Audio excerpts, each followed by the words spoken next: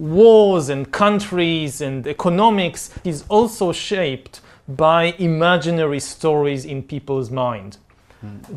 If you don't take stories seriously, you will not understand humans. But you said that the whole history is about story, but how to see the reality?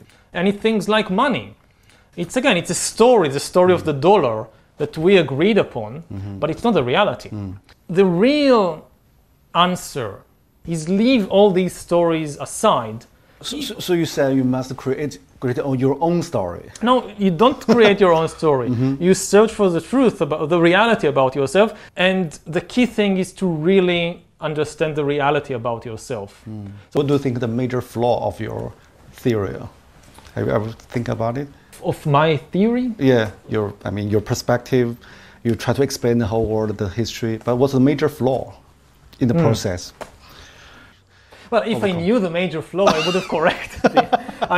But there are definitely flaws. Do you have any kind of worry? Maybe I speak so much about the change, the process, but actually I don't understand very well. Do you have any concern? Talk about insight as a medieval historian. Yeah. Historian training shape your view now. It gives you a much broader perspective on the current and future developments. And if you look at the 19th century Industrial Revolution, a country like Britain or Germany became a powerful empire because it industrialized first. But then a country like China or like Korea suffered tremendously. It was occupied and exploited by the industrial powers. So some things repeat themselves. Every invention, every discovery usually creates new inequality. As a historian, I can raise a warning that it's very unlikely that the new powers of artificial intelligence will be shared equally between all the countries in the world. It's much more likely that some countries will lead this new revolution. They will be able to dominate and conquer and exploit all the others in an even more extreme way. So some things repeat themselves, but other things are really different. I would say that maybe the most important difference is that in the past, almost all the inventions and discoveries, they gave people control of the world outside. We learned how to control the other animals, the forests, the rivers, but we never gained much power over the world inside us. And this is the big change that will happen in the 21st century. Powers we are gaining is power over the internal world, to re-engineer and manufacture bodies and brains and minds. I think Earth will be dominated by entities which are more different from us than we are different from Neanderthals or from chimpanzees. Do you feel that maybe sometimes you underestimated the human spirit? From late 19th century, maybe from Freud, they tried to explore your psychology. And also Virginia Woolf said the human spirit changed totally. But really change? You are right. We know very little about the mind and about the spirit or the psychology of humans. It won't prevent us from gaining immense manipulative powers over ourselves. And this is one of the dangers. We had control, we had power to manipulate the world outside. We didn't understand the ecological system. And the same thing may happen with the world inside. We are far from understanding the human spirit or the human mind. And the result may be that we will face a mental collapse, similar to the ecological collapse we are seeing now. I think we are facing the danger of the distractions. Maybe human spirit is much more adaptive than we think and we imagine.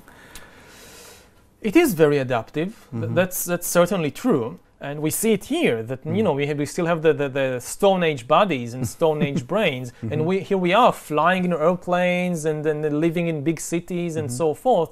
So we have an amazing ability to adapt. But what we see is a process of domestication of humans. We adapt the abilities that the economic system needs from us, the political system needs from us, but we neglect many other potential abilities that are deteriorating. This is what happened to the other domesticated animals. We created cows that produce enormous amounts of milk, but otherwise they are far less capable than wild cattle. Now, what the economic system needs from us is to constantly connect to the communication system. And all the new technologies, what they are doing is drawing us out of our body, disconnecting us from our senses, from our body, and connecting us instead to cyberspace. If you don't feel at home in your body, you will never feel at home in the world.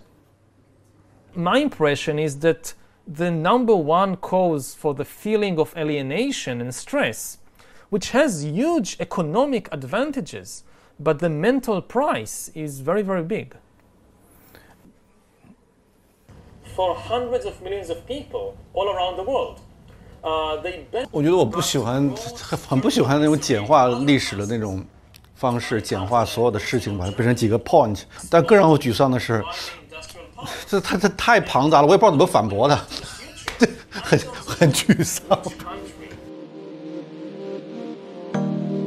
相对于矛盾复杂的精神世界，赫拉利更相信可以统计的数据。他本人就像一台精密且强大的信息处理机。他还试图颠覆长久以来的人文信念。他受到了热烈的追捧，尤其是在中国。他其实尊重了古代人类发展过程中的作用。他的观点不就是说，进入工业社会之后，宗教这个故事已经讲不下去了，才出现了人文主义嘛，对吧？在未来简史说，人文主义也讲不下去了，也就是人类需要新的故事来把自己的存在说圆了嘛。14年出版之后，什么日开始意识到这个书卖的真是很好了？如果我今天在这说，当然我就认为它能卖，我就想好了，这都是吹牛的，事后马后炮，对吧？一开始推他的人并不是说历史学界的人，一开始推他的人，您猜都猜不到，是创投圈。我这个好像印象里，创投圈的广泛推荐，几乎就是无人不谈嘛。所以其实一本历史书被那么多的能赚钱的人或者正在赚大钱的人推荐，那么不挣钱的人、挣小钱的人肯定得趋之若鹜啊，说这里面一定藏着什么秘密呢？那实际上什么意思呢？我觉得这个赫拉利的人类简史通过一些似是而非的线索，用这个故事来强调了人类的协作能力，虚构能力，共同想象力是这个人类统治这个星球的一个基本的一个大逻辑嘛。他谈的这个事儿，在过去企业界就一直有这个东西，在企业内部应该被叫做为企业文化和愿景，对吧？就这两件事嘛，对吧？但是买回去看的人这么多，在线知识付费打开率只有15%，其实图书打开率更低，书的完阅率其实可能不到2%，但是它就是因为我有了，并且我知道大概是什么意思，在饭桌上或者在某些场合下可以聊一聊，大家在这里面找到了身份的认同，就是说我们是这一类人，我们关心我们怎么去塑造我们这个企业的共同想象力和虚构能力，我们的企业的愿景是什么样子的，然后所有人都在一起用某种似是而非的暗号在对接，说碰一下说我们是这一波人啊，没错，对，确认过眼神，我们是一波的哈，而且你创造了一种新的模式，对，这些企业家创业者明明都不读书，然后都喜欢讲宏大的历史，都上来就人类开始演化，对，讲就是用一种似是而非的知识把他们都笼罩在一起，他们也自我感觉很良好，对，实际上是对于未来的这种窥探欲望太强烈了，都希望弯道超车，希望赢在起跑线，凡是欲则立，不欲则破啊，就是大概这意思。我再给您回溯一下啊，它不仅仅是这本书上表现出来中国人对于未来学的热情，从上个世纪80年代这个70年代吧，莱兹比特的大趋势就比美国卖得好，然后尼格罗庞蒂的这个数字化生存，然后到 KK 的失控，哪一本书都是啊。因为突然在一本书里面挤下了他认为的所有的知识，寻找一个单一结果、单一答案的方式。对于赫拉利的这种热捧，其实都是这种力量在驱使，他就有点求神问佛的那个意思。就是我告诉你是什么，你就这是你的答案，他不强调批判性的思维。对，批判性的思维是不够的。我突然想起他是为什么让我不舒服。他某种意义上看起来很庞杂，但他其实提供了一套有点封闭的历史观的。对，它不是因为历史本身是开放的嘛？因为我相信历史是开放性。对。但是开放性对于很多人来讲是太难以接受了，这个事情太麻烦了。对，一个封闭性的线对它是很重要的，对很多人。用赫拉利的观点来说，我比较认同的就是，技术的高速发展，它解决了很多。就所谓的那个无用之人的基本需求，也就是就像那个超级玩家嘛，对，就可以沉迷在那个世界里面，在那个世界里面，对，它满足了一大部分的需求，在你的世界里面可以定义，你可以玩各种游戏，然后你在里面你说了算，其实现在已经差不多发生了，对，它已经发生了，在那个巨大的这个技术推动的这个浪潮下，那一批人就变成了无用之人，他只是负责消费的，他也不创造。而且超级人变得更强了，然后技术的赋权和赋能让那些人变得更强。赫拉利这个事情是一种暗合，是契合了他这种东西。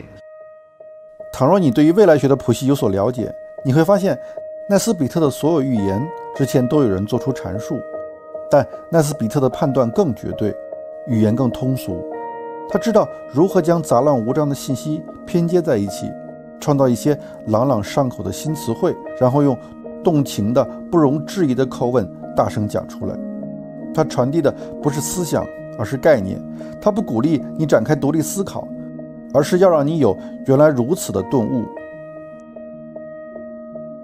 As a historian, most of the insights you gain by looking at how things changed in the past. But then once you understand the mechanism of change, you can use this understanding to try and say something about the future. How do you evaluate your own visionary capability? I hope they are good. I think history is really the study of change. Yeah. Historians, their speciality is to study how things change in the world.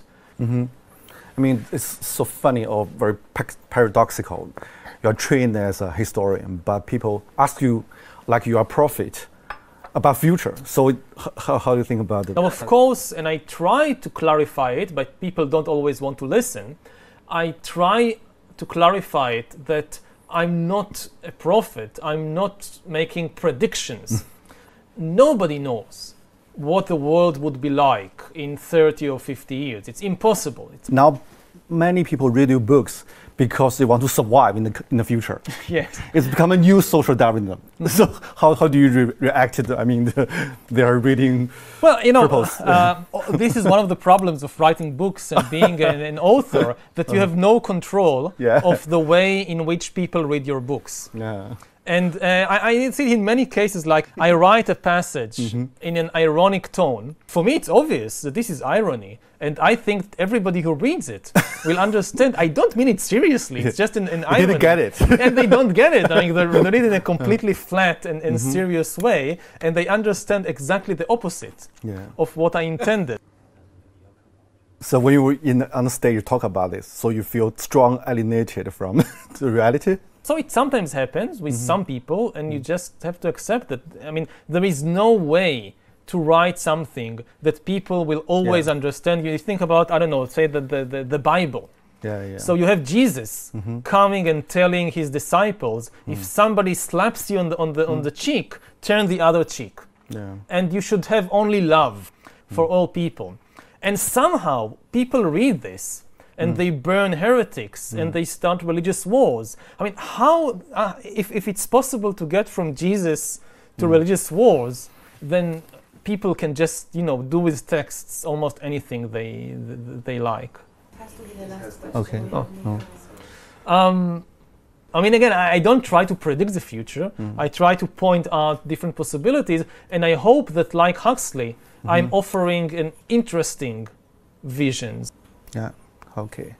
Do you mind people call you guru? I don't like it, but I have no control over them. Okay. Hope to see you in Israel. Maybe we are maybe plan to go there to see you there, Israel. Yeah. Thank you. It was a very interesting It's not the usual questions. Yeah, we should talk more maybe next time. Okay. Take care. You too.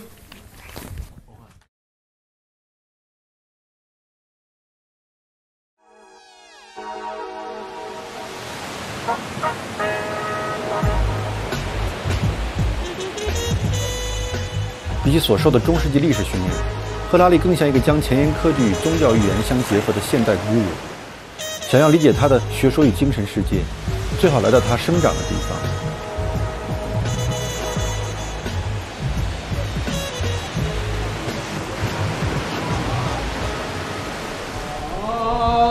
爱你中国，我爱你中国。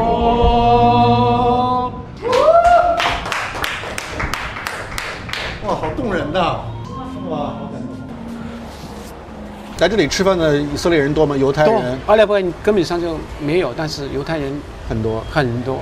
我有几十年的客人，几代人都在我这里吃饭。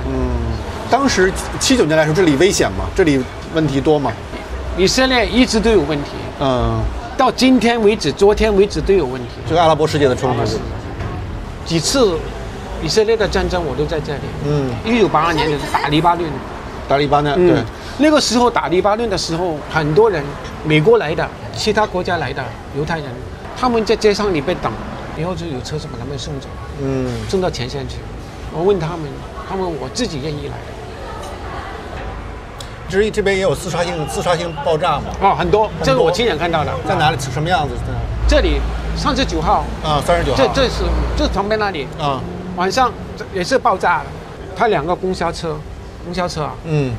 他等那个公交车到站的时候，这个公交车到站，那个恐怖事引爆2个公交车的人，死伤很多人。他爆了以后，还有第2个人看到你们很多人在这里，第2个人进来爆了。什么时候爆炸最严重啊？一直都有。我们都已经怕。现在是少一些了，是吧？没有了，根本上没有。现在没有了。就因为建那个墙，是不是？是，很有效，是吧？有效。但是巴勒斯坦人就很愤怒嘛，建这个墙，把人与人之间都分开了。以前有圣经记载的时候是犹太人的地方。后来犹太人2000多年的时候，他们这人就散掉了。逃到全世界的地方去了。以后阿拉伯人进来这里，生活了1000多年，他们也是当这里是他们的一辈子，他们的家。所以我觉得应该有和平的一点，大家都应该互相体谅一下。大家互相残杀，这不是一个好的解决方法。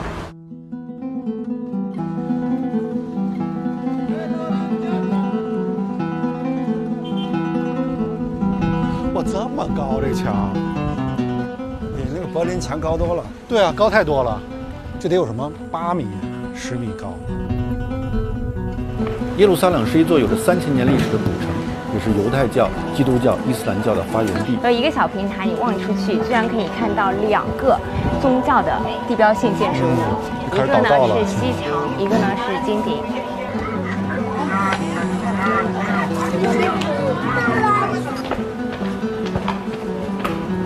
与耶路撒冷相距1小时车程的特拉维夫，却是一座引领世界科技的现代都市。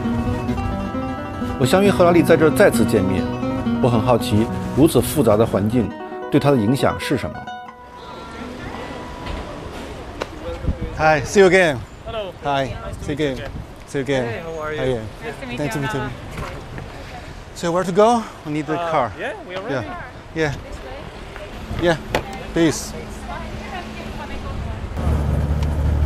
You know, I just traveled from Jerusalem, the old city. You see the different culture, different religion, and I mean very mixed culture, and lots of burden from history. Is there a kind of Israeli mentality? Could you describe it? As a tourist, maybe you go there. Oh, it's very interesting. Or you see all the old places. Or this is where Jesus was, and so forth. But you live there. The amount of hatred in that place. It's like a nuclear reactor of hatred. religion can be a wonderful thing, but when you live in Jerusalem, you realize that it can be a terrible thing. Yeah. How much hatred and anger. Ideally, a temple or a religious place is a place where you go in order to experience peace and harmony. If you go to a temple and you experience hatred and anger, then this is a dysfunctional temple. It's not working, It's like going to a hospital and getting back even more sick. So Jerusalem for me is a dysfunctional temple.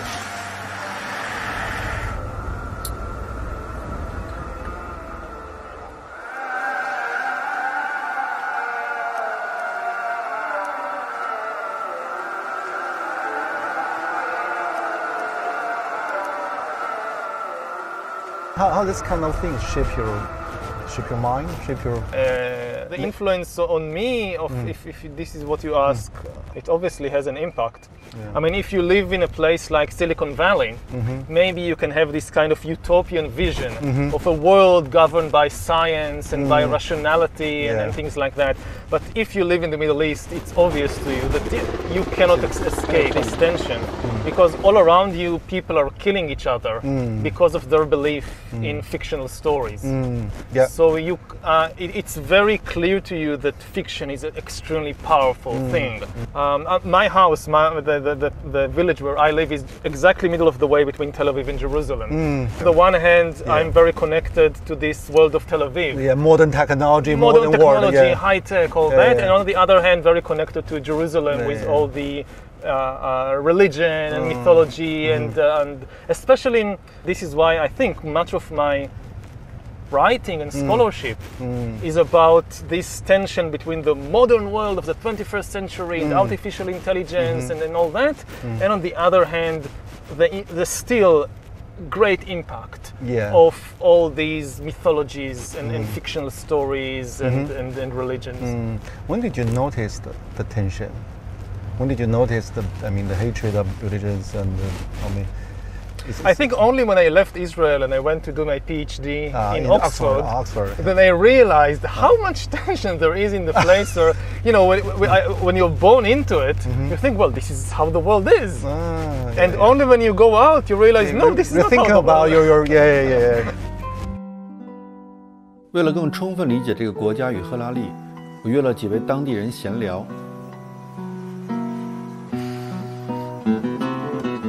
我的朋友王石正在以色列游学，他与我一同前往。007那个谍战片的这个，对。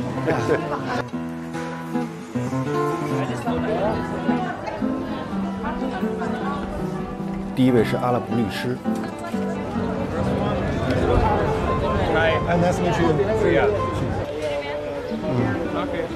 How do you think about the Jewish people? I mean, the Jewish come back, take the city, they become a new authority. Is understanding or for you not? For me, I don't have a problem with the religion about the Jews. And they was living here before the occupation, and we have places that they are neighbors of the Arabs, and they don't have any problem with the Palestinian here before the occupation. When they kick them out from Europe and receive them, and later they are get of this country. But after, it's became the problem. When I talk with the Israelis, most of the people, they have this stereotype. We really feel that. When they talking with me, are you real Arab? Yeah, I am Arab. Are you born here? Yes, I am born here. You know, here, the thing that it's helped me to live here in Jerusalem, it's how I look. According to the stereotype of the Israelis, I'm not look like the local people. The local people have to be dark-skinned, not handsome person, and also my accent is good in Hebrew. You speak Hebrew? Yeah, of course, because I'm a lawyer. And in a good accent. So what's your nationality? Nationality, I don't have any nationality of any country. It's just residency.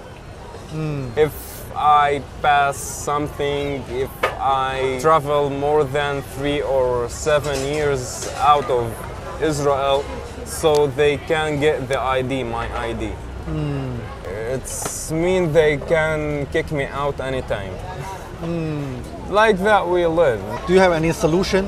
I mean, Actually, I don't see any solution. I am born here and I love this country. I will not pass to anywhere.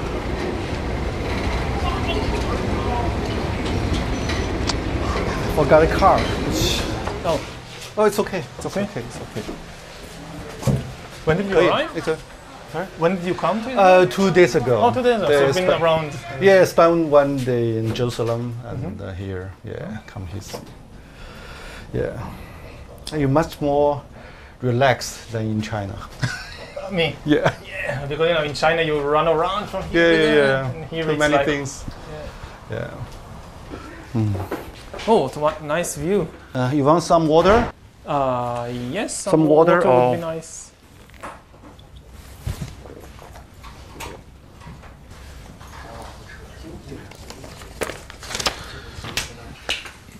Tell me more about, your self-searching in Oxford, your life, your thinking, your mentality, how the change happened. Yeah. How the change happened. Yeah.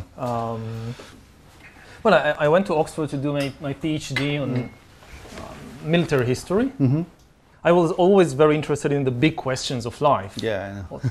What are we doing here, and what is the meaning of life, and what is the source of suffering in the world, and things like that. But I got the impression that you couldn't really engage with these questions in the academic world.